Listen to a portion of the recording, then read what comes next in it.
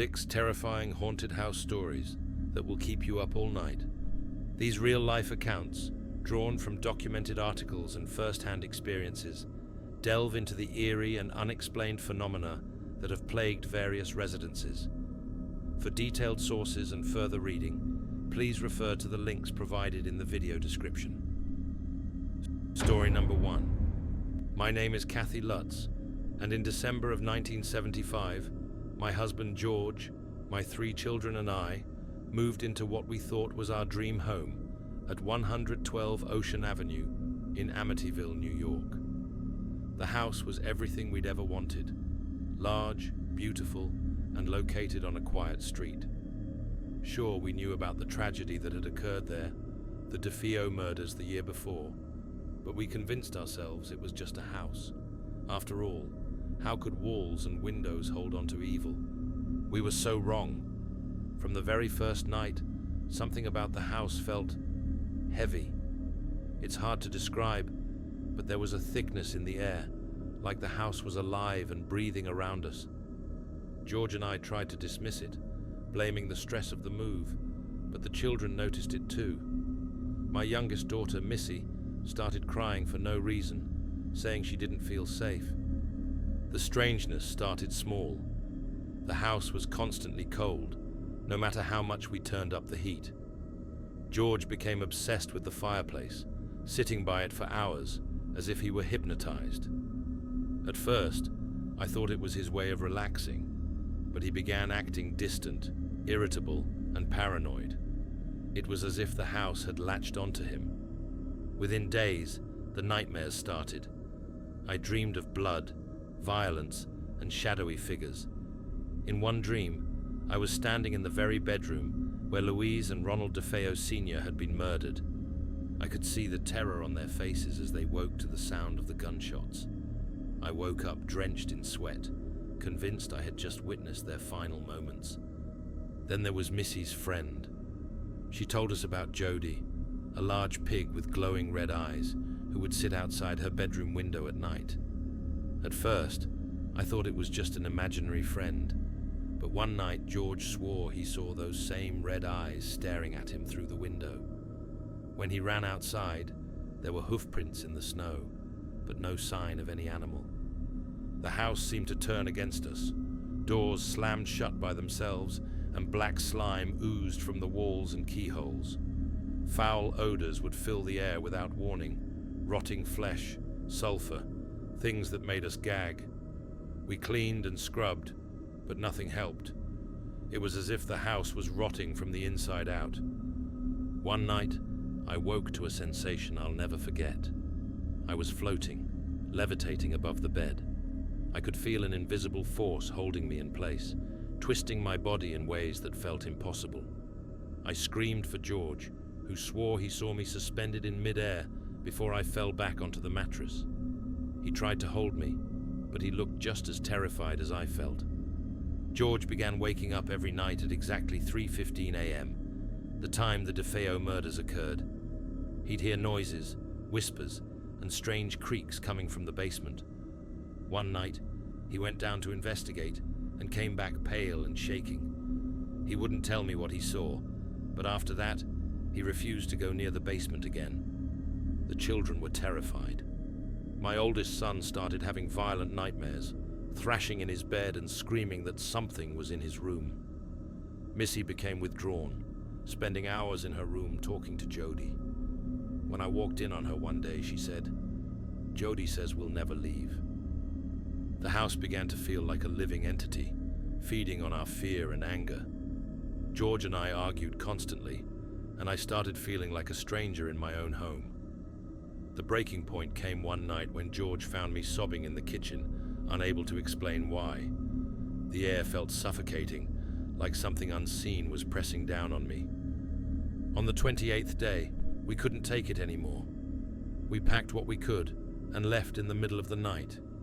We didn't even stop to lock the doors. The house had beaten us, and we never went back. To this day, I can't fully explain what happened in that house. Skeptics say we made it all up, but they weren't there.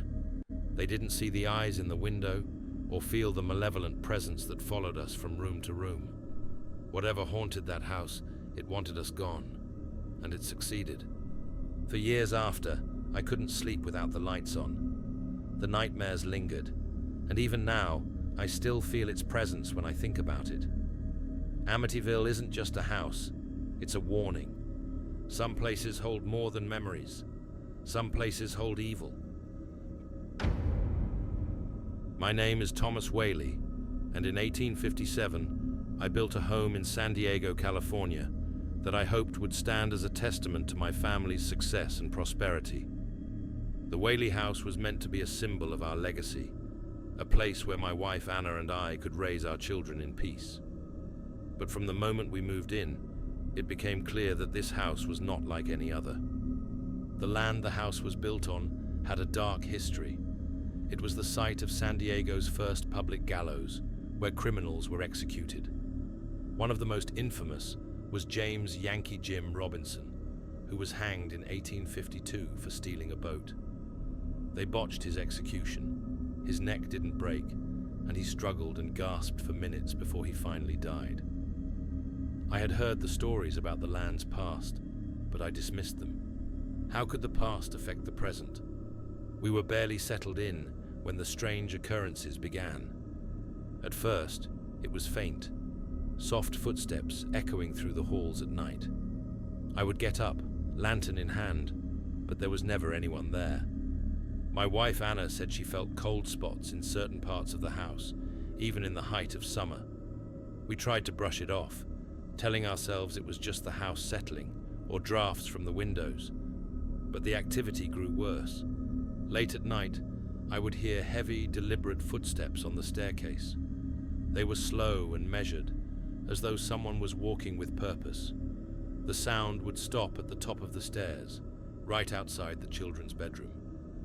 I can't explain the dread I felt in those moments, standing at the foot of the stairs, knowing I would find nothing but empty space if I went to look. Anna began to wake me at all hours, insisting she heard whispers or faint laughter coming from the parlor. She would clutch my arm, trembling, saying, "Thomas, there's someone in the house." I would search every corner, every room, but there was no one. Yet the whispers persisted, growing louder and more distinct. The most unsettling moments came when the children started seeing things. My daughter Lillian, just a little girl at the time, ran to me one afternoon, crying. She said she had seen a man with a rope around his neck standing in the hallway. She described him in chilling detail, a tall man with a scruffy beard, wearing old, tattered clothes. I knew immediately she was describing Yankee Jim. As time went on, the activity became impossible to ignore. Doors slammed shut on their own, windows opened and closed without cause, and the house was filled with the distinct smell of cigar smoke. My brand, but I hadn't lit one. Even our beloved dog Dolly refused to go near certain rooms, barking and growling at unseen figures. One night, I saw him. I was coming down the stairs when I froze in place. Standing in the parlor was a tall, shadowy figure. His head tilted slightly, as though he were watching me. I wanted to call out to Anna, but my voice wouldn't come. The figure stood there for what felt like an eternity, before vanishing into the darkness. Anna began seeing things too. She often spoke of a woman in a long dress, gliding silently through the parlor. She would sit at the window, looking out as though waiting for someone who would never come. Anna's descriptions were so vivid that I could picture the woman as though I had seen her myself. After years of living in the house, we couldn't deny its dark energy.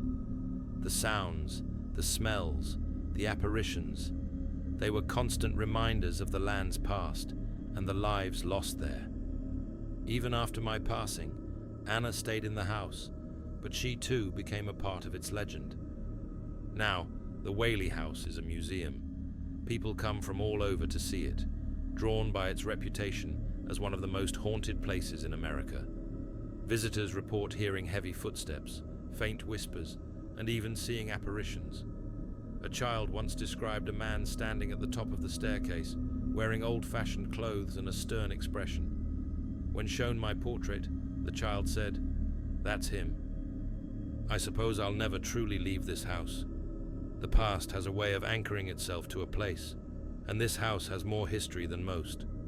Whether it's Yankee Jim, Anna, or myself, there are echoes of us all here.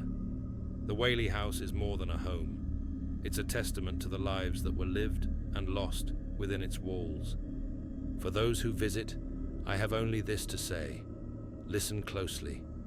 The house will speak to you if you're willing to hear it. My name is Marianne Foister, and in the late 1920s, my husband Lionel and I moved into Borley Rectory in Essex, England. Lionel had been appointed rector of the local parish, and the house came with the job.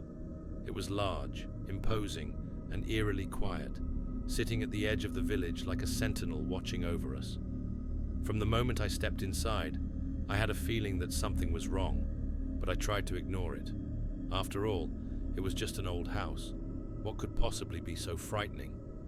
It didn't take long for the strangeness to begin. At first, it was subtle.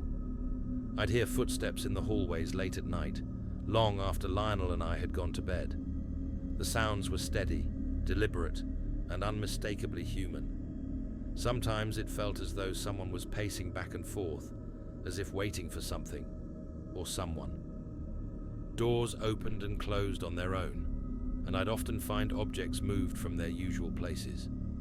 I'd leave a book on the bedside table, only to find it downstairs on the dining room table the next morning. The air in certain rooms was always cold, no matter how many fires we lit. Lionel dismissed it as drafts and old wood settling, but I wasn't so sure. The most unnerving thing was the sense of being watched.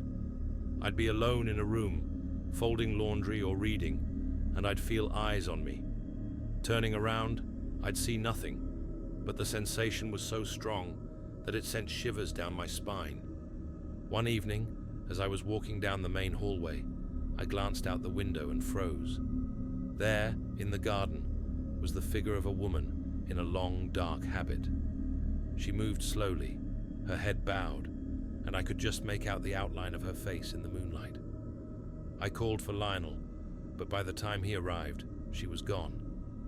I described her to one of the villagers the next day, and their face turned pale. "That's the nun," they said. "She's been seen here for years. They say she was bricked up alive for breaking her vows."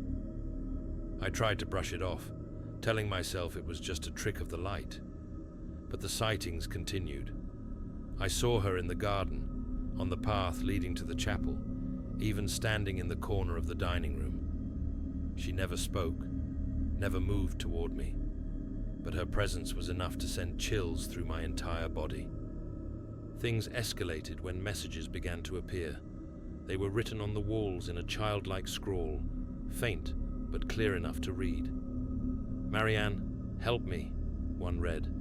Another said, "Please save us." I had no idea who or what was writing them, but the thought of unseen hands crafting those words made it difficult to sleep at night. The activity became increasingly violent. Objects flew across rooms, barely missing me. One evening, a heavy candlestick was hurled from the mantel, shattering inches from where I was standing. Doors slammed so hard that the sound echoed through the entire house, and the footsteps upstairs became louder, more insistent. On one particularly terrifying night, Lionel and I were woken by the sound of our bedroom door slamming open. At the foot of the bed stood a shadowy figure, its shape indistinct, but undeniably there. It stood motionless, watching us for what felt like hours before vanishing into the darkness. Lionel, ever the skeptic, tried to bless the house, reading prayers and sprinkling holy water in every room. But rather than calming the activity, it seemed to enrage whatever was there.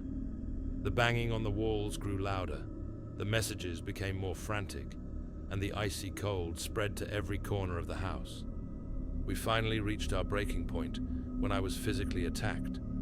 I was walking through the hallway when I felt a sharp pain in my back, as if someone had struck me.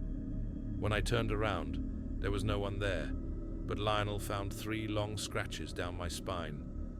That was the moment I knew we had to leave. Even after we moved out, I couldn't shake the feeling that Borley Rectory had left a mark on me. I'd wake up at night, expecting to hear those footsteps, and I'd find myself looking over my shoulder, half expecting to see the nun standing there. Years later, the rectory burned down, but the stories didn't stop. People still report seeing the nun wandering the grounds and hearing the same footsteps that haunted me.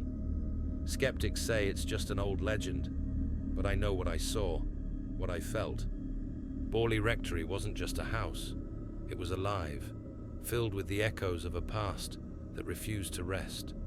And for those who dare to visit, it still waits, waiting for the next person to step inside. My name is Betsy Bell, and I grew up on my family's farm in Adams, Tennessee. What happened to us there is something I've never been able to forget. It began when I was just a young girl, and to this day, I'm not sure what it was that plagued us, whether it was a ghost, a demon, or something worse. What I do know is that the thing we called the Bell Witch changed our lives forever. It started in 1817. My father, John Bell, was the first to notice something strange. He came in one evening, pale and shaken, and told us he'd seen a creature unlike anything he'd ever encountered while working in the fields. He described it as a dog with the head of a rabbit. When he tried to approach it, the thing vanished into thin air. We laughed it off, thinking he'd just been in the sun too long, but soon we'd all have our own encounters. At night, we began hearing strange noises in the house. At first, it was faint, tapping on the walls, creaks on the floorboards, but it grew louder over time. The sounds turned into loud bangs, like someone was hitting the walls with a hammer. My brothers and I would wake up terrified, clinging to each other as the noise echoed around us. Then it started moving things. Our bed covers would be yanked off while we slept. Chairs would slide across the room on their own, and doors slammed shut so hard they shook the house. My father tried to keep us calm, saying it was just the wind or the house settling, but we all knew better. The thing, whatever it was, soon made itself known. It started speaking. At first, it was faint, just whispers in the dark, but soon its voice grew louder and clearer. It called itself Kate, and claimed to be the spirit of someone who had been wronged. But it wasn't just one voice. Sometimes it spoke in deep, guttural tones. Other times, it was high-pitched and mocking. The spirit seemed to hate my father the most. It would curse at him, call him vile names, and even threaten his life. He tried to ignore it, but the strain began to show. He'd come to breakfast each morning looking older, more worn down, as if the thing was draining the life out of him. I became its second target. It tormented me relentlessly, pulling my hair, pinching me, and slapping me so hard that my face would swell and bruise. I'd wake up with scratches all over my body, and sometimes I'd hear it laughing as it tormented me. The thing seemed to feed off my fear, growing stronger the more terrified I became. Word of our haunting spread, and people from all over began visiting the farm to witness it for themselves.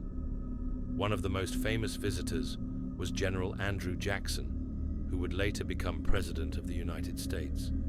He came with a group of men, determined to expose the haunting as a fraud.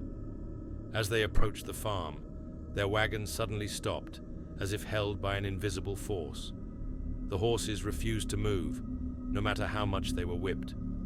One of Jackson's men declared he wasn't afraid of any ghost and challenged the spirit to show itself.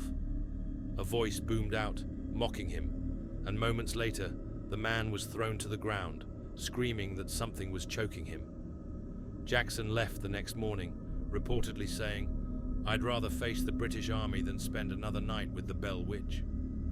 As time went on, the spirit's attacks on my father grew worse. He started experiencing seizures and bouts of paralysis. His health declined rapidly, and the doctors couldn't explain why. Then, one morning in 1820, we found him dead in his bed. Near his body was a small vial of black liquid. When my brothers gave some of it to a stray cat, the poor creature died instantly. The spirit claimed responsibility for his death, laughing as it told us it had poisoned him.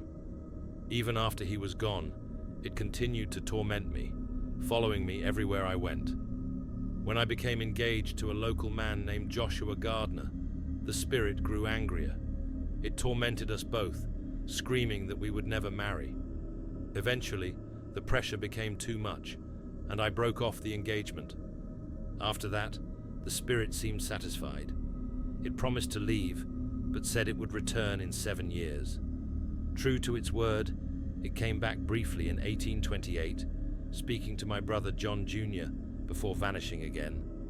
Even now, decades later, I still feel its presence. The farm has never been the same. People still report hearing strange noises, seeing shadowy figures, and feeling an oppressive energy when they visit. The cave on the property, now called the Bell Witch Cave, is said to be the spirit's home, and those who enter often leave with stories of their own encounters. I've spent my life trying to forget what happened, but how can you forget something like that? It wasn't just a haunting. It was a nightmare that never truly ended. The Bell Witch wasn't just in our house. It was in our lives, our minds, and our souls. And some days, I wonder if it ever really left. My name is John Humphreys, and for over 50 years, I was the owner and sole resident of what many call the most haunted house in Britain, the ancient Ram Inn in Gloucestershire. I didn't know what I was getting into when I bought the property in 1968. I just needed a place to live, and this crumbling old inn seemed like the perfect fixer-upper. But from the very first night, I realized this house had a history, a dark, terrifying history. The inn was built in 1145 on land that had been used for pagan rituals, and some say even human sacrifices. The energy of this place is unlike anything I've ever experienced. It's not just haunted, it's alive, as though the walls themselves are watching you. On my first night in the house, I was jolted awake by a violent tug on my arm. I opened my eyes to find myself being dragged from my bed by an invisible force. I tried to scream, but no sound came out. Whatever it was, let go of me just as suddenly as it had grabbed me, leaving me trembling and gasping for air. That was only the beginning. Over the years, I experienced countless encounters with the spirits that inhabit this house. Doors slammed shut on their own, footsteps echoed in empty hallways, and cold spots appeared even in the warmest rooms. At times, I could feel a heavy, oppressive presence following me from room to room. The most infamous entity in the inn is the incubus demon, a malevolent force that has tormented many who've dared to stay the night. I've felt its presence countless times, an overwhelming, suffocating energy that makes it hard to breathe. It's thrown objects at me, scratched me, and even pinned me to my bed. Once, I woke up to find deep claw marks down my leg, as though something had attacked me in my sleep. One of the most unsettling rooms in the inn is the Witch's Room, named after a woman who sought refuge here during the witch trials of the 1500s. She was accused of witchcraft and burned at the stake, but her spirit never left. Guests who've stayed in that room report feeling cold hands touch their shoulders and hearing faint whispers in the dark. Some have seen her shadow standing by the window, staring out as if waiting for someone to return. Underneath the inn, I discovered evidence of its grim past. While renovating, I found children's skeletons buried beneath the floorboards, along with ritual daggers. The sight chilled me to the core. Those poor souls, sacrificed for reasons I can't begin to understand, have never found peace. To this day, visitors hear their cries and feel small, unseen hands tugging at their clothes. The Bishop's Room is another hotspot for activity.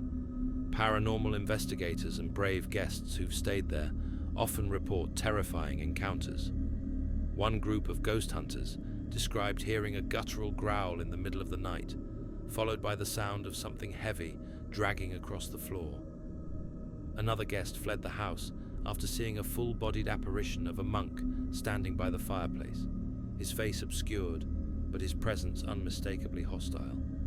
I've lived through things that would drive most people out screaming. I've seen furniture move on its own, lights flicker and dim without reason, and shadowy figures dart across the corners of my vision.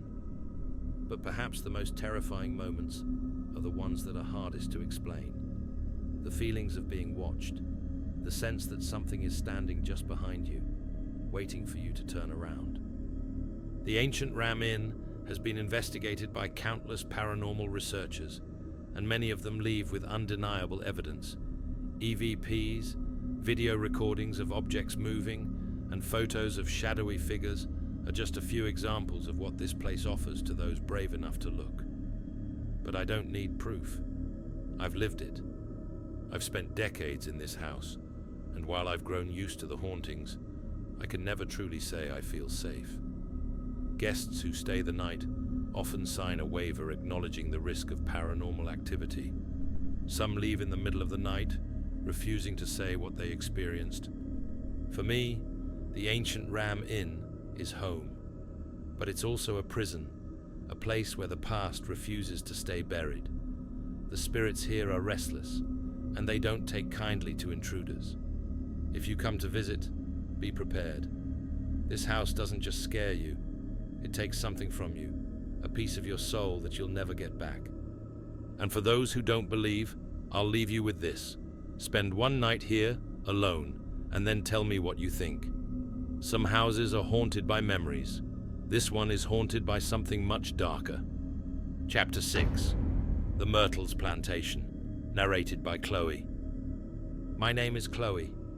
I was once a slave on the Myrtles Plantation in St. Francisville, Louisiana, a place now known as one of the most haunted homes in America. My story has been told by many, but I will share the truth as I lived it. The plantation was built in 1796, a grand estate surrounded by moss-draped oaks. It was beautiful on the outside, but within its walls were secrets, pain, and betrayal. I worked in the household, tending to the children of Judge Clark Woodruff and his wife Sarah.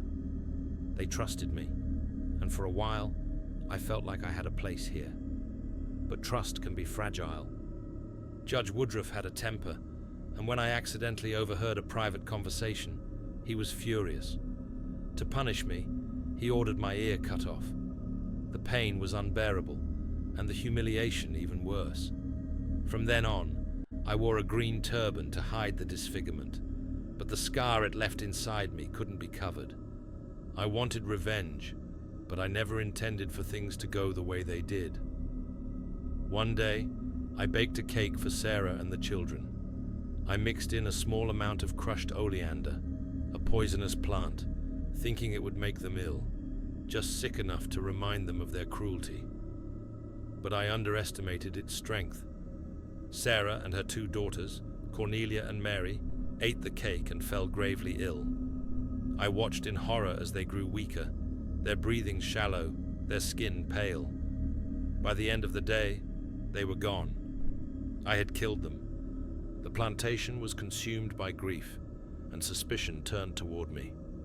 I confessed to what I had done, hoping for mercy, but there was none. The other slaves, fearing punishment for the entire household, dragged me to the courtyard and hanged me from one of the great oak trees.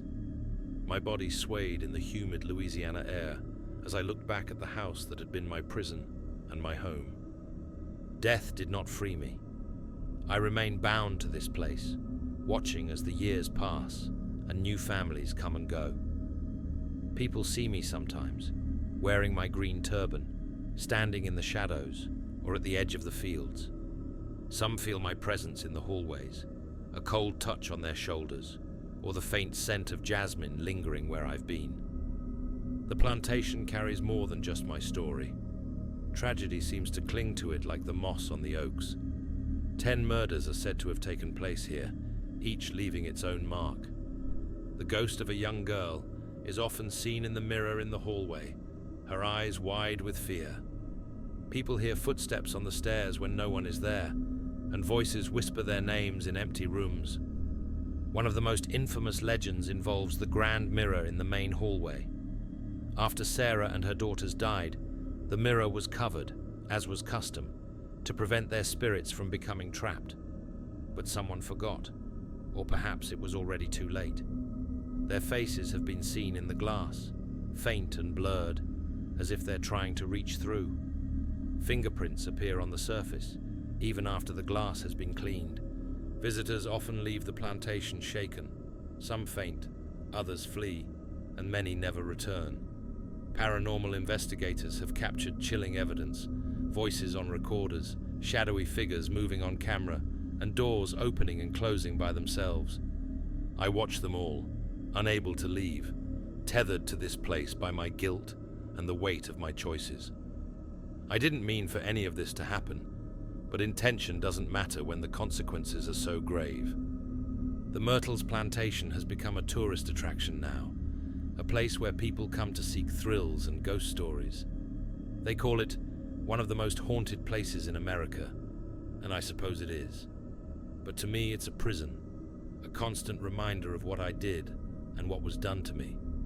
For those who visit, I warn you, this place holds more than history. It holds the pain, anger, and sorrow of those who lived and died here. And if you listen closely, you might hear us. We are still here, after all these years, lingering in the shadows and the reflections, waiting for peace that may never come. These 6 terrifying stories are more than just tales. They are real accounts of people who lived through unexplainable, haunting experiences.